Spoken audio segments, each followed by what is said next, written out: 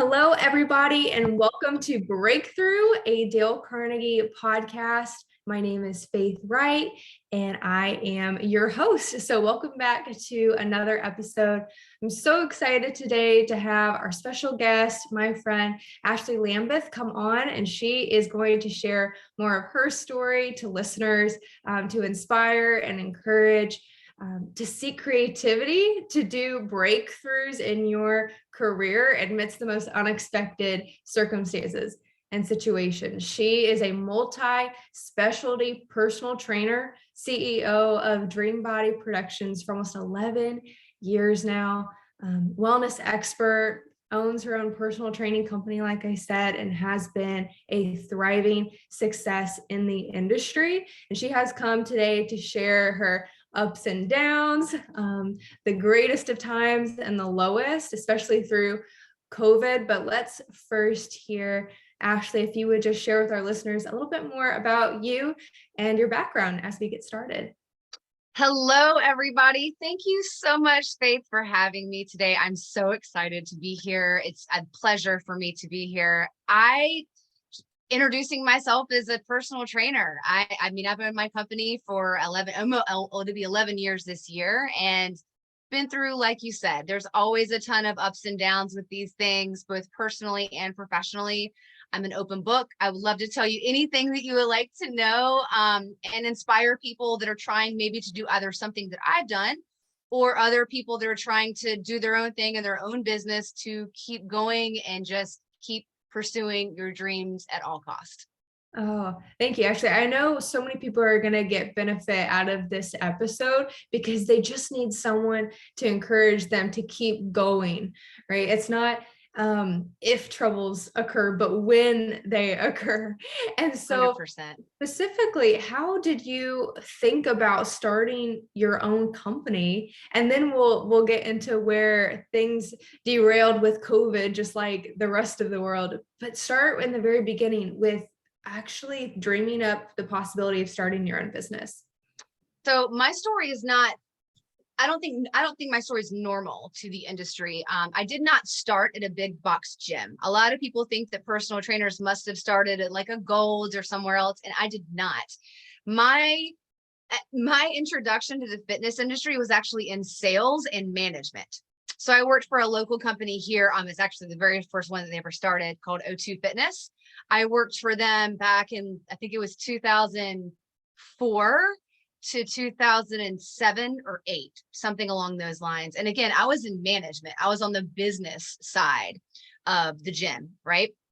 I then left there and I went into sales. I was in radio sales for years. I'd taken other sales opportunities around that time and just was very unfulfilled.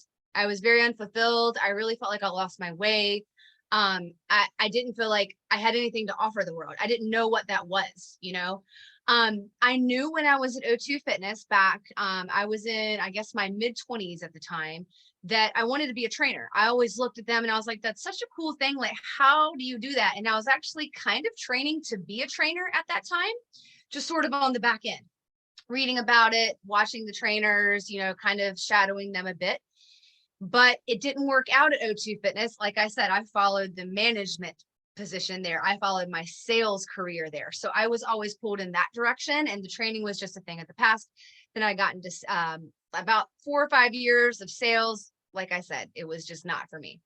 So I actually quit sales. I was a bartender for about 2 years. I waited tables. I was a bartender, all these things just to stay afloat. And as you can imagine, I didn't really know what I was doing with my life. I mean, everybody was like, oh, you should go and do this, or you should go and do that, and all these things. And it just wasn't working for me. Long story made short, I had a client at the time that I was managing his social media portfolio. I was actually in marketing as kind of a side hustle at the time. And I went to go grab my check from him. And when I walked outside, an old friend of mine from O2 Fitness was like, yo, hey, how you doing? What's up? And we got into this hour-long conversation, and he ended up offering me an internship at his studio, and he was a personal trainer. Okay, so I had an in. He was like, look, I will help you get certified. You can come in here and shadow. Just do your thing. It was not a paid internship. I was not there to make money. I was there to learn. And I took it and I ran with it. It took me about 6 months to really dig deep, get my certification, get that going. That certification process was tough. It was really tough to get that and get all that studying under my belt and be able to pass that exam. That exam was pretty tough. But then I was full in about 2 years after I started my company. So I started my company in July 4th or 5th rather of 2012 is when I took my certification exam, and I was full-time by 2014.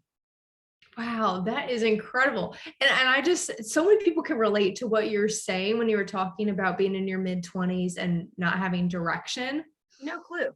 No, I had no clue what I was doing. yeah, I'm so happy to hear like these are real struggles, right? That people can relate to. It's like, here's a walking example of someone who was in her mid 20s, was just trying to figure out what to do, and an opportunity came along. She grabbed a hold of it, made the most out of it. She was full client booking in 2 years for her own company. With, a couple years prior, she didn't even know what direction she was going to do. I was waiting tables till 3 a.m. And exactly. And this is so encouraging to whoever is hearing this. And you might be like, oh, I can relate to what she's saying. I'm in this position myself, and I'm just waiting for that opportunity to come along to take hold of. Don't give up. Like Ashley, you can turn it into a thriving business now that, of course, is going to have up and downs like COVID. So let's get into that a little bit. You had built up your business, right? You were full, and then the pandemic hit. So how did you handle that? Can you share any ways that you dealt with that adversity for listeners, and how you got creative over the past couple of years to sustain yourself? Sure. Well, let me backstory where I was at with my business first. Mm-hmm. So Yeah. I had just shifted from my first studio to my second studio. And I had an assistant come with me. Okay. A person that was trying to also be a personal trainer.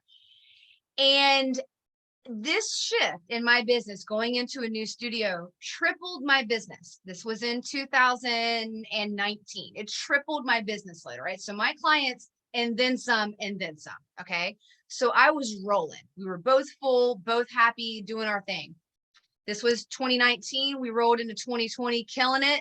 And then COVID hit in March. And I went from so many hours booked on my schedule. I had her booked on my schedule as well, training my people, down to, I lost about 75% of my business. So, and I'm going to say that number again. People didn't just leave. They had no choice. We were shut down. I couldn't train them. I'm not going to their house. We're in a pandemic. I wasn't set up to make everything virtual at the time. So, and people just ghosted me. It wasn't that they wanted to ghost me. They were in their own pandemic world. They had their own stuff going on. So, your trainer is not the most important thing on the list when you're trying to figure out what's going on in the world, right? So my business went from thriving to, thank goodness I had savings, or it would have been horrible.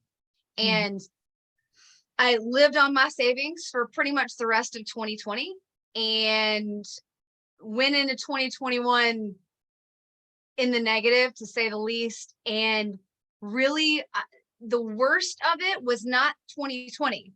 The worst of it was 2021, because I lost my drive.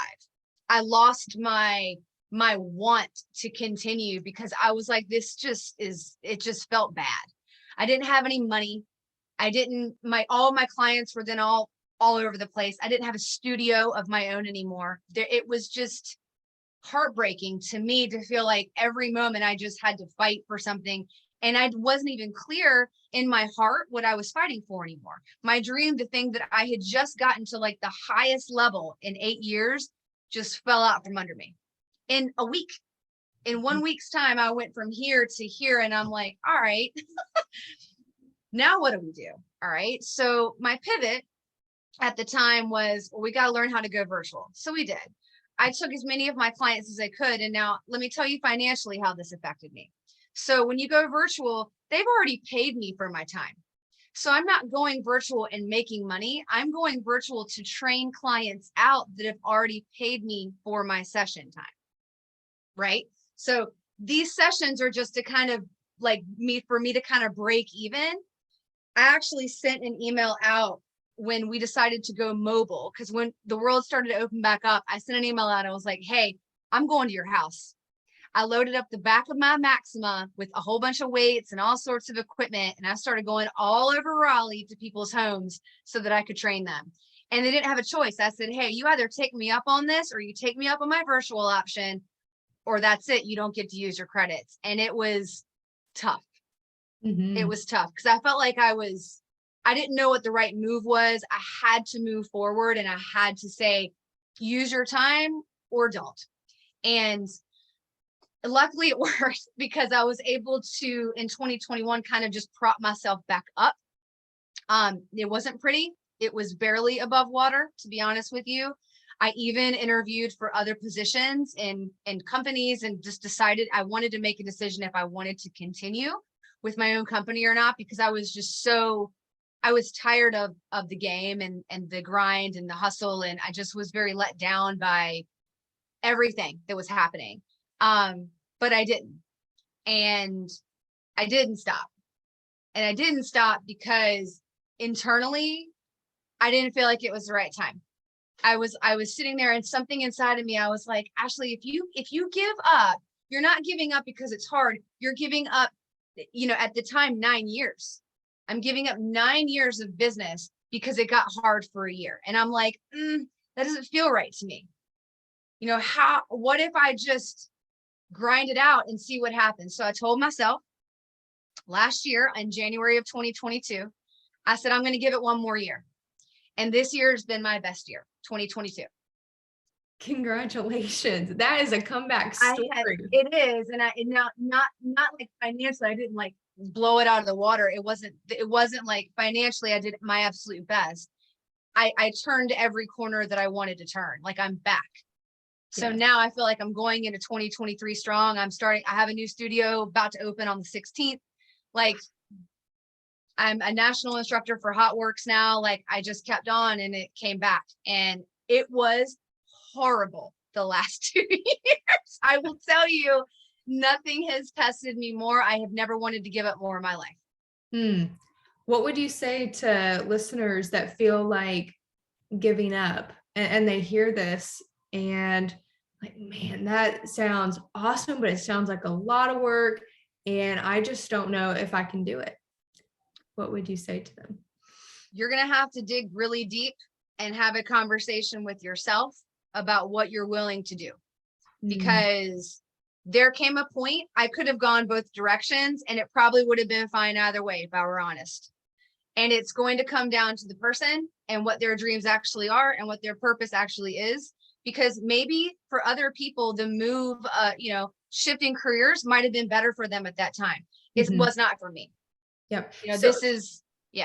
So what I'm hearing is getting really clear on your dreams and your vision for yourself, finding that why behind what you do, to dig deep and to stay motivated. Because if your dreams really aren't at the end of the day to build something super successful, and maybe then you're not going to be willing to put extra hours in and do that work that's needed to become that. So just really getting clear and honest with yourself, like you said, having that personal conversation to get to the root of things and figure out your next step, the direction that you're going to go. That's right. And I also had to, more than digging deep.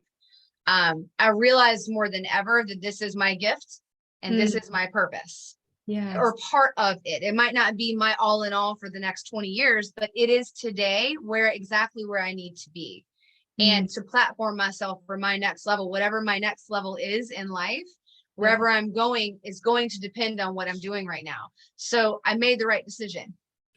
That is really good. I like what you said there about doing what you need to do right now to get to where you want to be. So some people are too focused on the future and 10 steps down the line instead of looking at, okay, especially for young people, Gen Z, you're in college maybe or high school. look at and evaluate your life right now. What are you doing today to set yourself up for success? Your purpose now might not be the same purpose that you have, 20 years from now, but you can lay the foundation, have a good stepping stone for yourself. And this time is really for high school and college students, whenever you're figuring it out. For educators or parents of Gen Z that might be listening, encourage your young adult to think about how their actions today are going to affect the person that they're becoming in the future. Exactly. And encourage them to take command of it, take that personal responsibility. Because actually, I think if you and I could agree on anything, it's that people aren't going to do it for you. Nobody's coming to save you. No, nobody's coming to save you. You got to do the work yourself. Yes. Especially, I mean, things like this happen. I mean, another pandemic might come in the future, or something else crazy might rock our world. And so if you're not able to kind of pick, the American dream is to pick yourself up by the bootstraps, right? And to get things done. There's such a mental component in that. And so as we transition here, not only do you help people with their fitness and physical bodies, but you help people in their overall wellness and their mental well-being with behavior change. And so could you speak a little bit more on that to us? Sure. My certification is in behavior change. So it mainly focuses on habits and how to form habits and how to break habits. What I have come to realize is that habits are built one at a time. So when people want to make or break something, I typically don't have them take something off the plate. I typically have them put something on the plate. I think addition always helps with subtraction. So what I mean by that is not giving them a whole bunch of homework assignments saying, hey, don't eat any sugar and do this and do that. It's a lot for people to take on one or even two things. So typically I focus on one thing at a time. And if that habit gets done, which it typically does, because you're only focusing on one thing, maybe like upping your water, working on breakfast, whatever that ends up being. Once you get that down, you can move on to the next thing. So, and the other thing with behavior change that I've really learned about people is that it's not about today. Like, we're going to fail sometimes. And I hate to use that word, but creating a fail plan for people is just as important as creating all their goals. So if I talk to somebody, I'm like, hey, what are you going to do when this doesn't work out? Because there's going to be a day that doesn't work out. It might just be a day. It might last for a week. You might get sick. You might have an injury. You might go through a breakup. You might, whatever the reason is that you fall off, you have to have a way to get right back on. That reset plan is just as important as making or breaking a habit in of itself. So I try to get people to understand, hey, this is not about perfection. It's about saying, hey, if I get, 6-7 weeks down the road, I'm doing so well, and then I get sick for a week. How do you get back on? That is so good. A lot of people talk about goal setting and behavior change and making habits, but they don't talk about that fail plan and that reset plan. Could you expand a little more on that for someone that might want to do that for themselves? Sure. It's literally just a plan. And what I mean by that is, and that's going to vary per person, but reset for most people looks similar. It's how we start a program in the beginning. I start every single one of my clients on the same thing. We look at their water intake and we look at breakfast.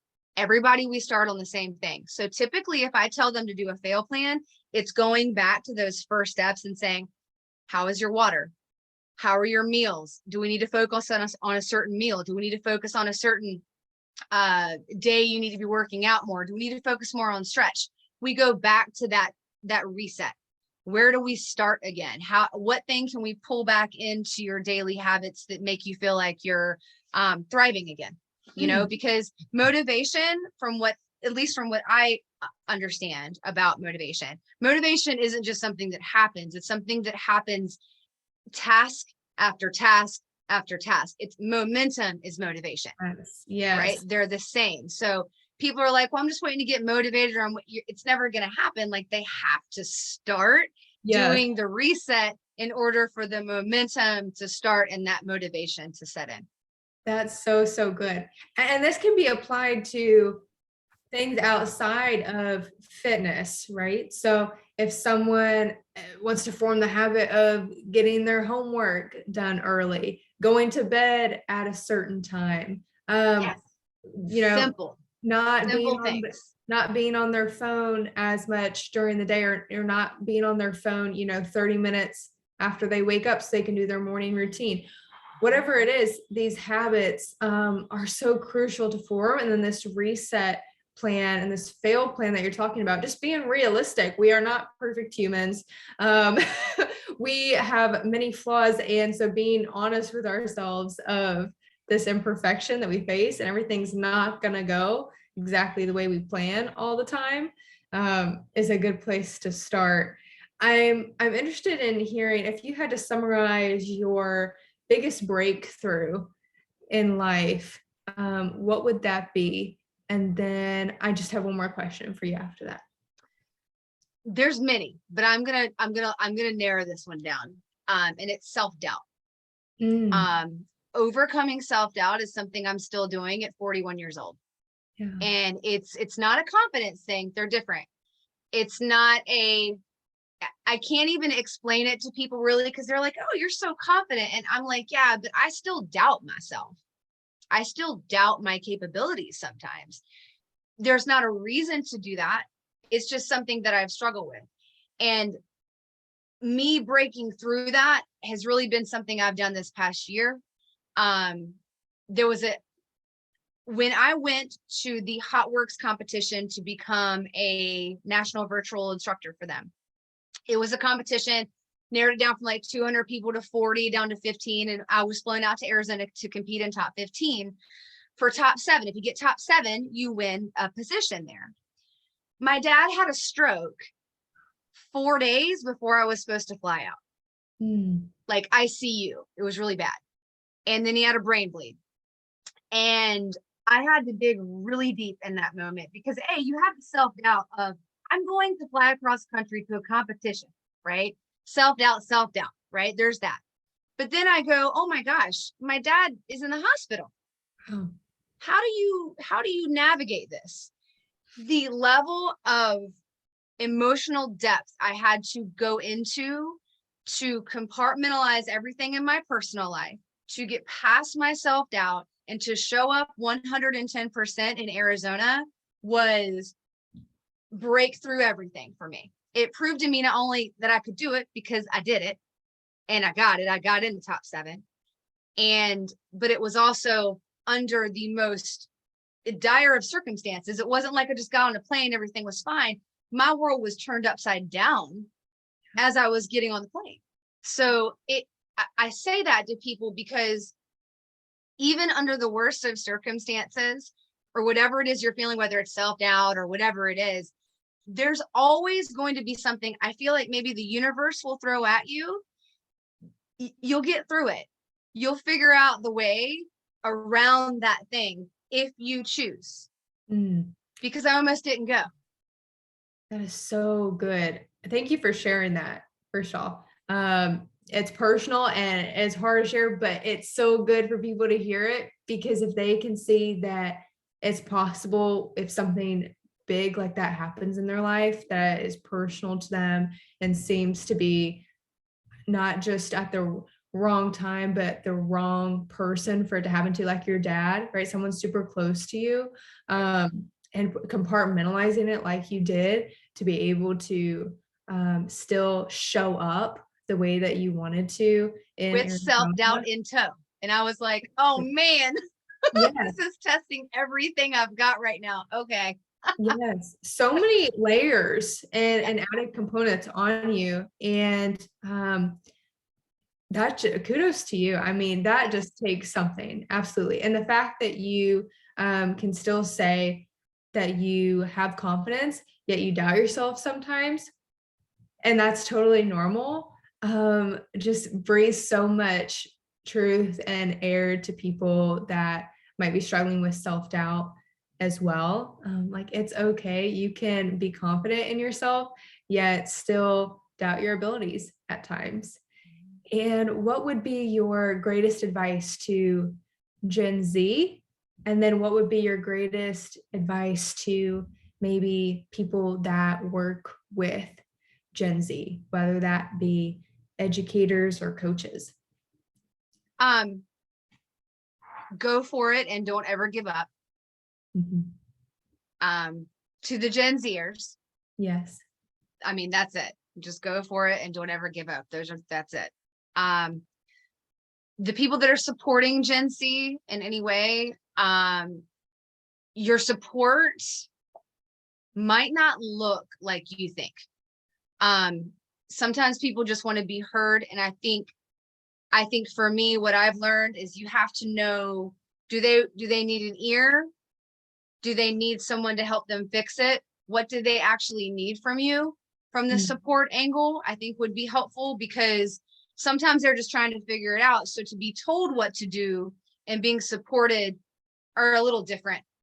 And I think encouraging them to make big moves in their life is huge. Just the encouragement, the support and the encouragement is I think that's major for a lot of people. Yeah. Absolutely. Thank you for that. And I hope that listeners today really take a hold of our conversation, either listen to it again if you need to repeat it and get this and brain. There's so many good things said in the last 25 minutes here that I know that people will be able to be encouraged by. I think that that's like the key word that we've said more than anything over this episode, is just encouraging yourself, encouraging others to go out and do it and just go for it and to not give up. So thank you for that piece of advice, Ashley. If people want to connect with you on your platforms, where can they connect with you? What are your social media handles? At DreamBody_Productions is IG. I've got Facebook, Ashley Lambeth, and there's also DreamBody Productions on Facebook. I have LinkedIn, all that fun stuff as well. Perfect. I will link those below. And then I will also link our personal Instagram, Dale Carnegie's North Carolina Instagram, down below.